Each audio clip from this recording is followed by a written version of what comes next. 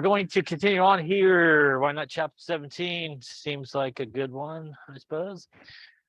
So a reminder, 1 week from today, yes, is our next exam. Again, we'll cover chapter 7 and chapter 16, basically all the thermodynamic stuff, yeah.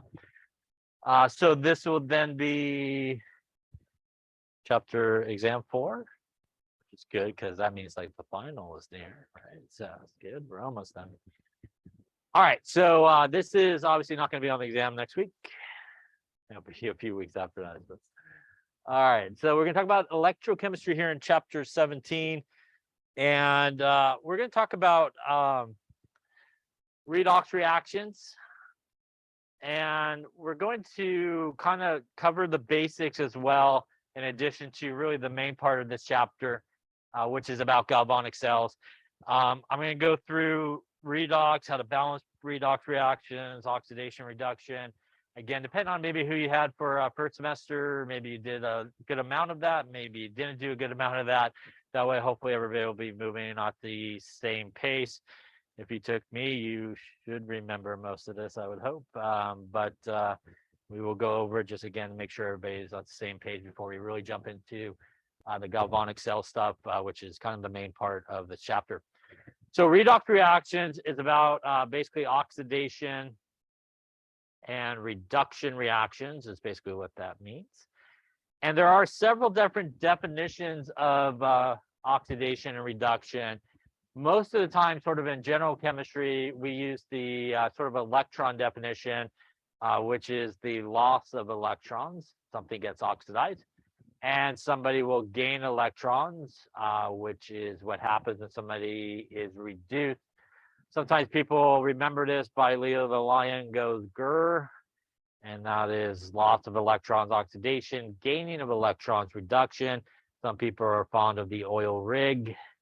Oxidizing is losing, reducing is gaining. You again could put Leo the Lion on the oil rig, he'll go grr. You don't have to choose. You could just use them all together in case you'd like to. So as we'll talk about here in just a second, we really do look at the oxidation state or oxidation number to help us sort of decide what is happening. But there really is sort of a basic way, if you understand how to assign oxidation numbers or states, really pretty simple way to figure out what is being oxidized, what is being reduced. And I sometimes tell people you can just use like a basic number line. And usually there's positive numbers to the right there of 0, there's negative numbers to the left of 0. And really when somebody loses electrons, they become more positive, right? Because they have more protons than electrons. So they end up with a positive charge. So if you look at somebody's oxidation state, say from the reactant side to the product side, and it's kind of moving in this direction, more the positive direction, that thing is going through oxidation. And obviously when somebody gains electrons and becomes reduced, they obviously will become more negative because frankly, they have more electrons. And that means that if you look at their oxidation state as it goes from sort of left to right on the reaction or the equation, and it's kind of moving in this direction, becoming more negative, then definitely that thing is going through reduction. So that's a super simple way to sort of figure out oxidation and reduction. If you're not sure, basically just draw an arrow. If your arrow is heading towards the positive side, then it's oxidation. And if it's heading towards the negative side, it is reduction. Obviously, you need to assign oxidation states correctly, which we'll talk about in a second as well. Any questions on that there? So electrochemical processes are redox reactions.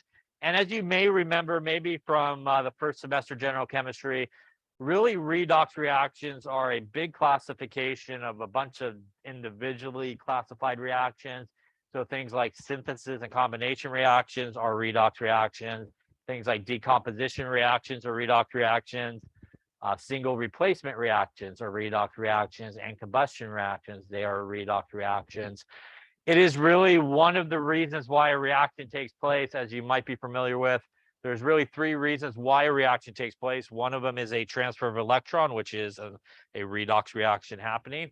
The other 2 reasons a reaction takes place is a precipitate's formed or water is formed, and those are double displacement reactions, which is a whole separate sort of category of reactions that basically encompass precipitation reactions and also acid-base reactions. By the way, double displacement reactions are not typically redox reactions. So really just those kind of synthesis, decomposition, single replacement combustion reactions are really those reactions that we see are redox reactions. What can we do with this? Well, because electrons are being transferred, as we will see later on in this chapter, pretty much you can use those electrons to do some type of work. That's essentially what a battery is, right? When you put a battery in, it does a redox reaction. It sends the electrons through the little wire that's in your battery compartment. It goes out, it powers the device, it comes back around the other side. And that's basically, you know, what those electrons are doing. They're basically transferring it and doing work as they go from one side to the next. We also can use electrical energy to do some type of non-spontaneous reaction to occur. So if we look at this reaction, which is a combination or synthesis reaction, by the way, it's also a combustion reaction because it contains oxygen in it. That is your basic definition of combustion. It just needs to have O2 on the left-hand side. We could assign oxidation numbers for each of these guys. The oxidation number for magnesium is 0. And as we will talk about, pretty much anything in its natural uncombined state will have an oxidation number of 0. Oxygen, that is naturally how oxygen comes, so it also has an oxidation number of 0 as well in that case. Remember that things really do not have charges until they come together, like a metal and a non-metal, right? They come together to make a charge. And also, as we'll talk about in this chapter, when we talk about oxidation number or oxidation state, it is sometimes very different than the charge we think about when we think about certain elements. Certain elements will have particular charges in an ionic compound when electrons were completely transferred. But as we will see, their oxidation number will be different when they are in a covalent compound, when they are sharing electrons. It will take on a different type of charge. So as we'll see, something like chlorine, for example, where we normally think of it as being a -1, and that is true in an ionic situation where it gains an electron. But if you have chlorine in a situation where it is sharing electrons with other elements, it may end up with a positive oxidation state. So that is the sort of the difference. So it's not exactly the same thing as we think of when we think about those charges. It will sort of vary. In this particular case, when magnesium and oxygen get together, that is a metal non-metal, which will make an ionic compound. So they will make the normal charges that we would expect here. So magnesium would be +2, oxygen would be -2. So if you were not sure what's going on, you can simply, again, use that sort of number line situation. If we look at magnesium, it started at 0. And on the other side, it ended at +2, which means it is heading towards the positive side, which means the magnesium is going through oxidation. One of the nice things about oxidation reduction reactions is if you can identify one of the things as either being oxidized or reduced, by default, the other guy is doing the opposite thing. They always occur together. So if somebody's being oxidized, somebody else needs to be reduced at the same time. So that's kind of the nice thing. You can just figure out one and you'll know for sure what's happening with the other. We could even do the oxygen here. Oxygen started at 0 on the left-hand side. Oxygen ended at -2 on the right-hand side. It is becoming more negative and it is going through reduction in this case. Any questions on that? By the way, that is what we would expect to happen because always when you put a metal and a non-metal together, who loses the electron? It's always the metal that will send the electron over to the non-metal. So if you have an ionic compound, you want to figure out who's being oxidized or reduced, it's pretty simple. It should always be the metal that's being oxidized, as it should lose electrons. The non-metal should gain those electrons. We could write what is sometimes referred to as half reactions. And when we write half reactions, they represent each half of what is happening in a redox reaction. It is an oxidation half reaction and a reduction half reaction. So since our magnesium is being oxidized, we have our magnesium that will go to magnesium with a +2 charge, and it will give off 4 electrons in the balance situation here. And that is always how an oxidation half reaction should look. Electrons should always be on the product side, like they are being given off or released. So if you see a half reaction that's rich in electrons on the product side, that should be your oxidation species or reaction that's happening. The reduction half reaction, we see the oxygen here gaining the same 4 electrons. Hence the idea of somebody loses a certain amount of electrons, somebody else will gain the exact same amount of electrons here. And we see the electrons on the reactant side, which means that it is going to be a reduction half reaction. It is like that O2 is gaining those electrons. So electrons on the reactant side of the arrow is always going to be a reduction half reaction.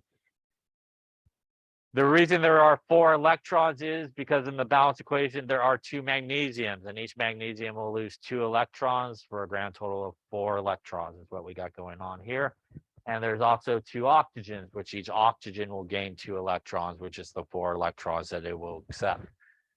When you write these half reactions, they are considered half reactions because if you take both of these reactions together and you add them back together, and by the way, you cannot add half reactions back together unless the number of electrons are the same in each half reaction. And that is because they should be transferred from one thing to the next. And they should always completely cancel out when you add those reactions back together. When you add 2 reactions back together, anything on opposite sides of the arrow can cancel out or reduce. And what should always completely cancel out are the electrons. So the electrons should always completely cancel out. If you write a half reaction where you do not have the same number of electrons on each half reaction, you may have to multiply the half reaction by a common number, and you may have to multiply both half reactions by a common number to get to the same number of electrons. So you got to always have the same number of electrons. In this case, everybody on the left stays on the left, and everybody on the right stays on the right. And obviously, these are 2 ions that will come together to make magnesium oxide in this particular case. Any questions on that there?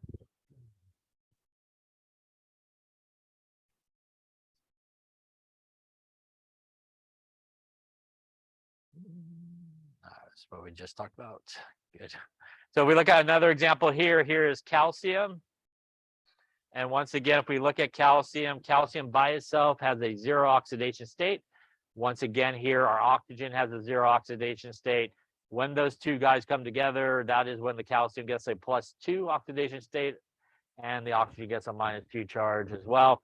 And once again, if you just kind of do your number line thing, calcium starting at 0 ends at +2. So once again, it is being oxidized as we would expect here. Oxygen starting at 0, ending at -2. So once again here being reduced, becoming more negative in this particular case. Once again, if we sort of add up our electrons and our half reactions, we see our oxidation half reaction, electrons on the right, reduction half reaction, again, our electrons on the left. And once again, those electrons should completely cancel out, once again, leaving us the overall reaction. So in a very simple redox sort of reaction where you just have 2 half reactions you need to add together, pretty much the only thing you need to make sure of is you have the same number of electrons before you add them together. There are some more complicated sort of redox reactions that we're going to talk about in terms of balancing them, but very simple ones, kind of a neutral solution. You basically just add up the half reactions, make sure you got the same number of electrons, and you put them together. Now, in addition, there are a couple of things that are what are referred to as reducing agents and oxidizing agents. And these are things that are different than what is being oxidized and what is being reduced. So the oxidizing agent is always the substance that gets reduced, and the reducing agent is always the substance that gets oxidized. So if we look at, for example, the one we were just looking at the other slide, we got a little bit of this section maybe going on here. Maybe that as well. So when we looked at it, it was 0, 0, +2, and -2. This was being oxidized as it was getting more positive. This was getting reduced. So if we wanted to know which one was our oxidizing agent and our reducing agent, this guy got oxidized, which means it is the magnesium that would be our reducing agent. This guy got reduced, which means the oxygen here would be our oxidizing agent. By the way, when you are asked to identify reducing agents and oxidizing agents, you shouldn't just lay up like MG or O. Yeah, it should actually be the guys on the left-hand side, and you should specifically point to the right ones, not just randomly lay up an element where it's the guy on the left, the guy on the right. So your reducing agents and oxidizing agents are the guys on the left-hand side of the arrow. The reason they're called that is the magnesium is a reducing agent because when it gets oxidized, it releases electrons. And because it lost electrons, somebody has to gain the electrons. And when they gain the electrons, they get reduced. So the magnesium, by losing the electrons, are causing the reduction of something else. And the oxygen is called the oxidizing agent because in order for it to gain electrons, it has to cause somebody else to lose electrons and be oxidized. So they are sort of opposites of each other.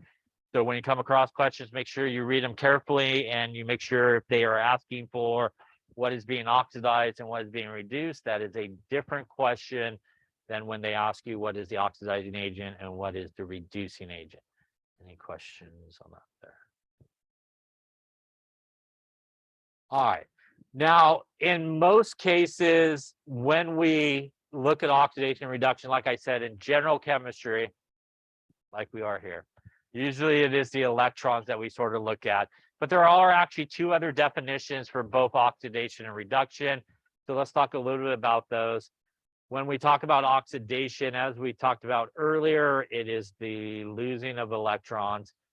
It is also the gaining of oxygen as you go from the reactants to the products. So somebody gains some oxygen as you go from reactants to products. That is also somebody going through oxidation.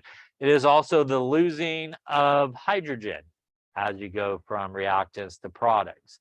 So that's three different definitions of oxidation. I would say in most cases it is that electron one we will see the most. If you go on to organic chemistry, I'm sorry, but if you go on to organic chemistry, you will use the oxygen, hydrogen definitions a lot more than the electron definitions. And that's because organic chemistry is pretty much all nonmetals for the most part. So we can look at sort of oxygen, hydrogen a lot easier than, say, electrons being transferred. That's because they're also covalently bonded.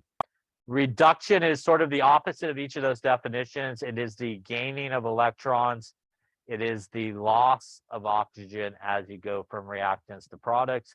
And it is the gaining of hydrogen as you go from reactants to products. So like I said, in here, probably the electrons is really what we'll see. But as you continue on, oxygen and hydrogen, definitely in organic chemistry, is used a lot to identify things being oxidized or reduced. So for example, if we looked at this particular reaction, we see tin here that has oxygen on the left. When we go to the right-hand side, no more oxygen, right? So basically the tin has lost oxygen, which means the tin should be oxidized or reduced. This should be going through reduction as it lost oxygen as it went from left to right. What happened to the carbon? The carbon on the left has no oxygen. Carbon on the right gained oxygen, right? So the carbon here gained oxygen, which means it should be going through oxidation. And that is why it says here our carbon is our reducing agent. Carbon is being oxidized, so it is our reducing agent. The tin, in this case, would actually be our oxidizing agent. In this case, the tin 4 oxide would be our oxidizing agent. Now, in this particular case, even though we kind of could do the oxygen sort of example, we actually do have a metal here, which means we could actually still look at the metal and see what's going on with the metal and make the same basically determination. That is tin 4, by the way. And the tin on this side would be 0 as it is by itself.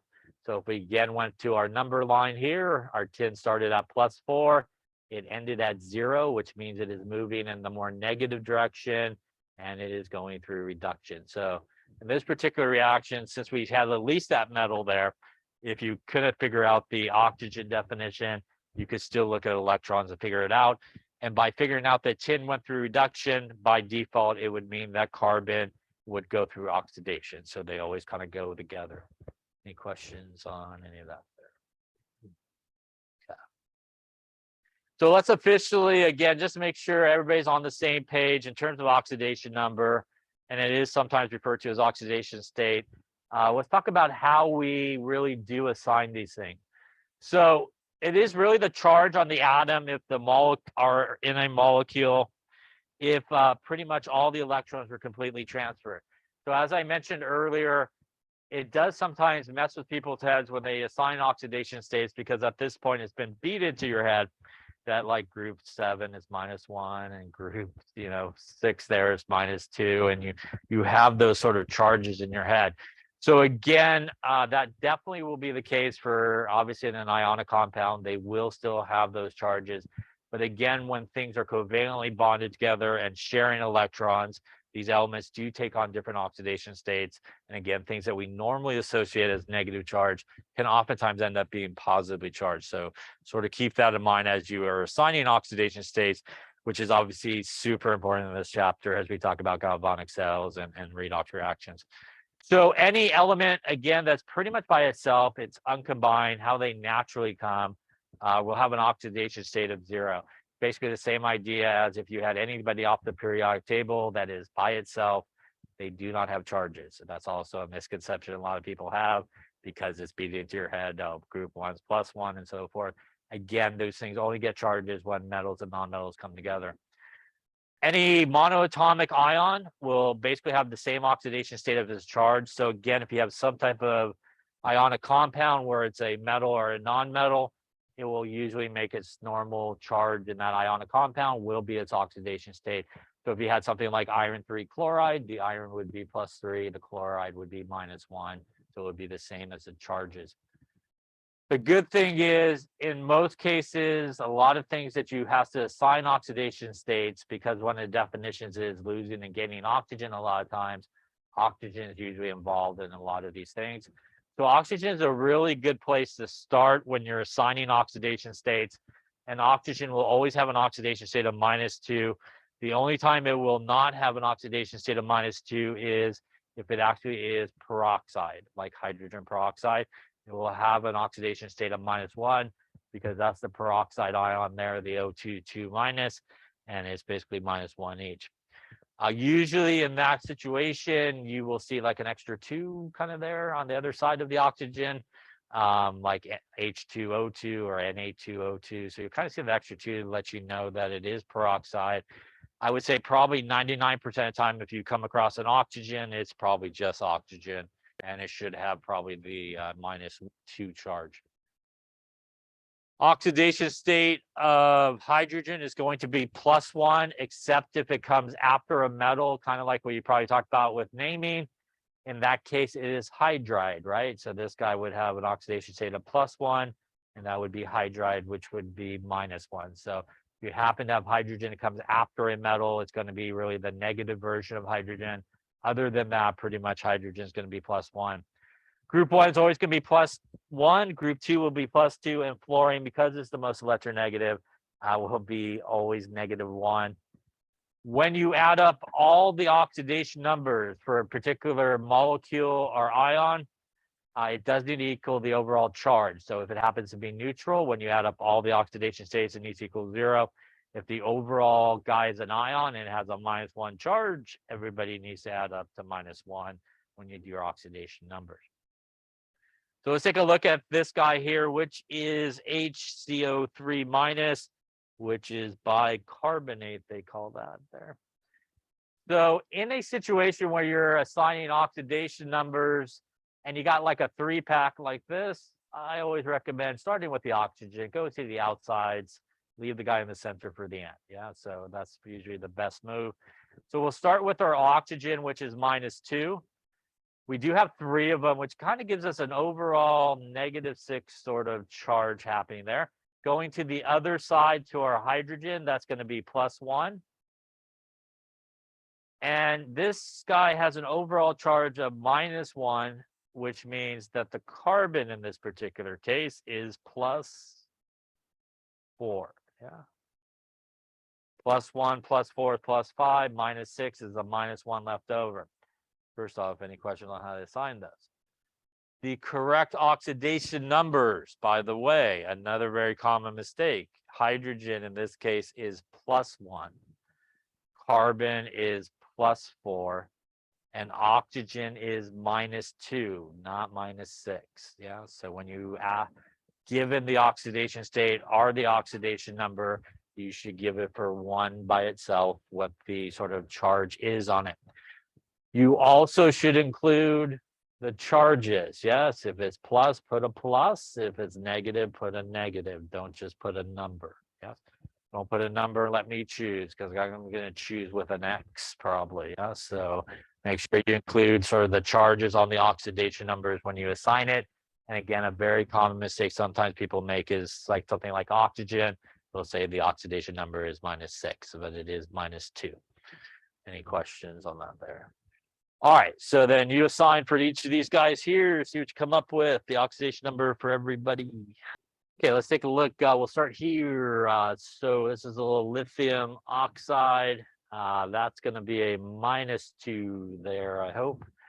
And that is an ionic compound, which means that our lithium here will be +1. So lithium +1, oxygen -2. Here we have fluorine, which is -1, and that's going to be a -3. I'm not sure what's going on in this corner over here. This is going to be a +3 action going on there for phosphorus to balance it out. So we got a phosphorus is going to be +3. We got again a fluorine that should be a -1. Again, not the total there, but just the individual one. This again is an example for here that phosphorus we think of as being -3, right? Because it's an ionic sort of compound. This is not an ionic compound. This is a covalently bonded compound where they are sharing electrons, right? And between phosphorus and fluorine, which one's more electronegative?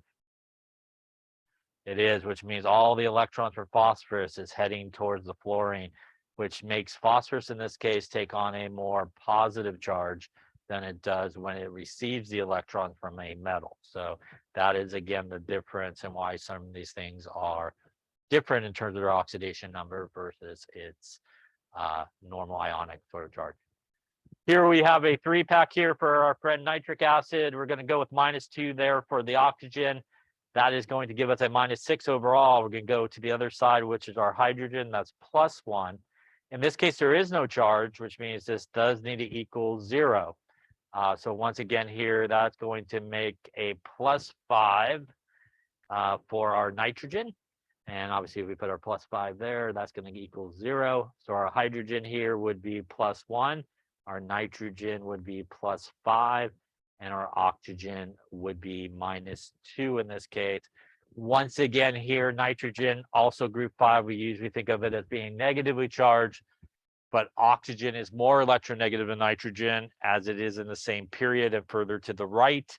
In this case, everybody's sharing electrons. So the electrons from the nitrogen and the bond is going to push towards the oxygen, making the nitrogen actually more positive in this case because of that. That's dichromate, they say. That is a -2. That is a -14. This is equal to -2 overall for the charge. In this case, we actually have 2 chromiums here.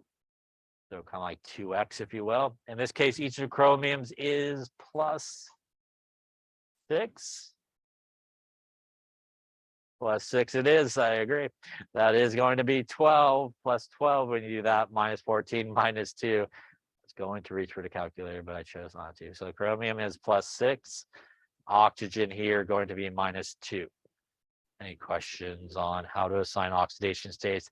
Again, really important when we're doing galvanic cells and figuring out who's being oxidized and obviously who's being reduced. Any questions? All right, so we're going to talk now about how to balance redox reactions in acidic and basic conditions, again, to make sure that everybody's on the same page. You took 200A here, you should have probably done it, but maybe you didn't. I don't know. Maybe your teacher was mean and made you do it. So nice. All right, so let's talk about balancing these things in acidic, our basic conditions. It is a little bit more work when we're balancing these things in acidic or basic conditions, and there's a few steps that you have to do. So if we look at this guy, which is a little iron 2, a little dichromate, a little iron 3, a little chromium 3 action, one of the first things that you might want to do is try to figure out who's being oxidized and who's being reduced, because that will be very helpful as you go through the balancing process to perhaps make sure you don't screw up where you put your electrons and all those kind of things. So here we'll do our little number line just in case we need help. The iron on this side is +2. The iron on this side is +3. So if we just kind of drew that, +2 is here, +3 is going in this direction, the more positive direction. And that means that this should be going through oxidation. So the iron here is being oxidized. By default, that should mean that the dichromate is being reduced. But let us verify that just to make sure. We just did this guy and we ended up with a +6 here for the chromium. On the right-hand side, our chromium is +3. So it started at +6 and ended at +3, heading in that direction, more negative. And that means it is going through reduction. So we did confirm that. I feel better. I know you do as well.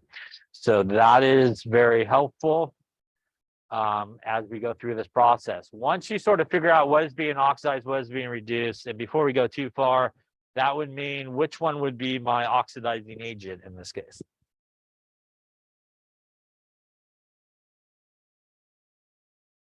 The oxidizing agent in this case is the dichromate, right? So that is my oxidizing agent, is the thing being reduced. My reducing agent would be the iron 2 in this case, yeah? So again, the opposites there, that one thing that's being oxidized is the reducing agent, the thing being reduced is the oxidizing agent. Now we got all that settled, the first thing we want to do is really split this off into this 2 half reactions. And really the simplest way to do that is just to take the guys that have the same elements on each side. So we have iron 2 on one side, and on the other side we have iron 3. The other half reaction would be our dichromate on one side, and our chromium is a 3, looks like, on this side. And just for reminding sake here, this is our oxidation half reaction. This is our reduction half reaction. And again, that's going to be kind of important in just a second when we get to some of these other steps. Now that you have it basically separated out into the 2 half reactions, the next thing that you want to do is obviously separate the half reactions.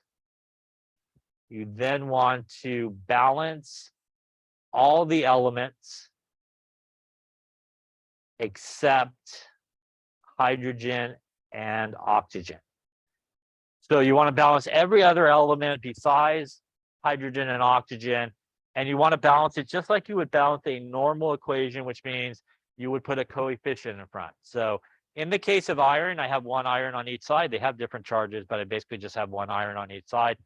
In terms of the chromium, I have 2 on the left, but only 1 on the right. So to balance that, we're just going to put a coefficient like normal, and we're just going to put a 2 there. So now we have 2 chromiums on each side. Now that we've balanced all the other elements besides hydrogen and oxygen, we now will balance oxygen. I'll go up here. We will balance oxygen by adding water. And we're going to add water to whichever side needs the oxygen. The problem with adding water to one side is I'm adding it to get oxygen, but the other part of water is hydrogen, right? So I will be off in terms of hydrogen if I don't do the other thing that you need to do, which is whichever side gets the water, the opposite side will need 2 H pluses. So you'll add water to whichever side needs oxygen. To the opposite side, you will add 2 H pluses, and that's going to keep your hydrogens balanced. By the way, if you should happen to start a reaction like this, where you have more hydrogens on one side than the other, you could just add some H pluses to the other side to balance them out just at the beginning. So you could do that as well. So in this case, there's obviously no oxygen on the top guy, but there is oxygen on the bottom, and that's 7 oxygens, which means on the right-hand side here, I need to put 7 waters. Because I put 7 waters there, I added 14 hydrogens to the right. I need to add 14 H pluses to the left-hand side. Any questions on that? All right, now that we've pretty much balanced all the elements What is left is to balance the charge. And we're going to balance the charge by adding electrons. Now, when I add electrons, because they are negatively charged, I'm basically adding negative charges. And the goal here is to get the same charge on each side of the arrow. And what I mean by that is it does not have to be zero. It just needs to be the same charge on both sides. So the easiest thing to do is that sometimes people are taught take each element by itself and blah, blah, blah, what the oxidation state is. That's sort of a waste of time because everything has charges. So that tells you the overall oxidation state when you add them all together. So no need to double the work. So the easiest thing to do is to look here, and that is a +2 on that side. That is a +3. The side that needs the electrons, left side or right side? The right side needs 1 electron. Yeah, and when I do that, that is a -1, which gives me a +2 on the right and a +2 on the left. When I look down here, I'm just going to look at overall charge. That's a +14. That is, I don't care about all the middle stuff. That's a -2 overall, right? And that gives me a +12 happening there. Over here, that is 2 times +3 is +6, and this is 0. So the side that needs the electrons is the left-hand side here, and I need 6 electrons. I'm going to pop it right there, I think. And that is going to give me a -6, which gives me a +6 on the left and a +6 on the right. Any questions on that there? Now, why is it important maybe at the beginning to figure out what is being oxidized and what is being reduced? Because we just talked about which side of the arrow our electrons should end up on. Because this is the oxidation half reaction, electrons should end up on the product side, so that's good. This is the reduction half reaction, electrons should end up on the reactant side, so that is good. You should never, ever add up electrons on the same side because you messed up, yes? So they should never end up on the same side. The reason for that is, right, somebody is losing electrons and then somebody's gaining electrons. So somebody losing electrons product side, somebody gaining electrons reactant side, and they are the same number of electrons. Any questions on that so far? All right, so we're almost there. We're ready to perhaps add these back together. But as we know, we cannot add these back together unless the electrons are the same number on each side. So I'm just going to kind of clean up all this here. So don't have to flip the page maybe. All right. So before we really could add these back together, we do need to make sure that we have the same number of electrons on each side. And we do not in this case, right? The bottom guy's got 6. And the top guy there has got 1. So we do need to multiply the top equation by 6. That way we'll end up with the same number of electrons. So if I do that, that will be 6 of the iron 2. I'm just going to write it underneath. We'll go to 6 of the iron 3. And that will give me 6 electrons, right? At this point, I now could add both of these reactions together. And anything on opposite sides of the arrow will cancel or reduce down. So 6 electrons there will cancel there. And I think at this point, that is it in terms of canceling. Everybody on the left-hand side of the arrow will stay there. Everybody on the right-hand side also stays there. That's going to be 14 H pluses plus a little dichromate action.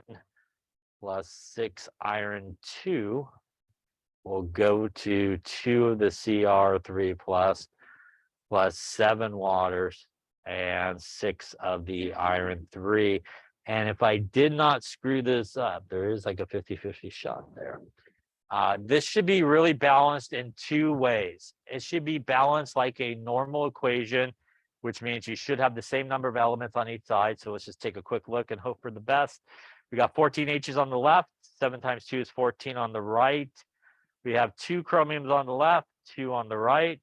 We have 7 oxygens on the left, 7 times 1 is 7, and 6 irons on both sides, so that's good. Overall charge here on the left-hand side, if we add up everything, we have a +14. This is a +2. That is a plus 12. That's a lot of math right now, but that is like something there. That's a -2, by the way. So that's the worst math that I was doing there. So that's a -2. That's what that looks like. So that is plus 12 and plus 12. So that made it a little bit better. That's a plus 24 happening there on the left. On the right-hand side, we got a plus 6. That is a 0. And that is a plus 18, I think. 18 and 6, I hope, is plus 24. So this equation is balanced both like each element, and also the charge on both sides is the same. Again, doesn't have to equal 0. This would be our balanced equation in acidic conditions. Any questions on that? Now, just to finish it up here, we also could balance this in basic conditions, and there's a couple of ways you could do it, but probably the easiest way to do a basic sort of situation is you pretty much just do the acidic situation. And at the end, you could turn that equation into a basic condition. So what I'm going to do is just kind of do it up here on top and get rid of some of this here. So if we wanted it in basic conditions, so once again, what we have on the bottom there is acidic conditions. But if we wanted basic conditions, we would pretty much just do all the same steps we just did there. And now we're going to basically turn this into a basic conditions. And when we do basic conditions, pretty much what we're going to do is we're going to add OH minus to both sides. So if you want to do basic conditions, you follow acidic, and then you add OH minus to both sides.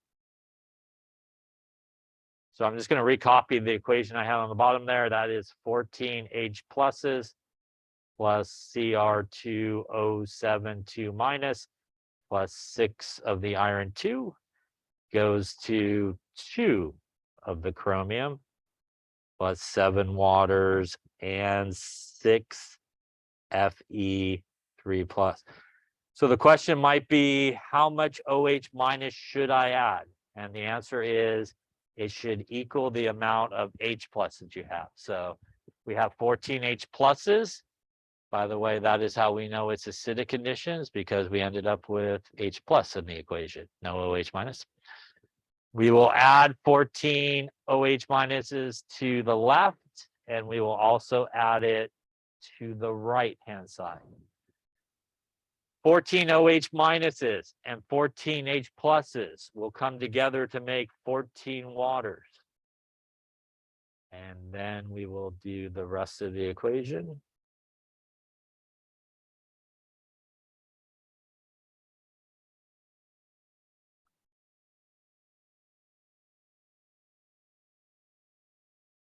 And now I have 7 waters on the right that can reduce down the waters on the left by subtracting.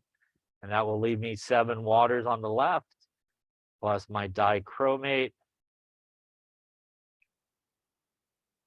plus my 6 iron 2s, my 2 of the chromium plus my 6 of the iron 3, and my 14 OH minuses. And now I am done.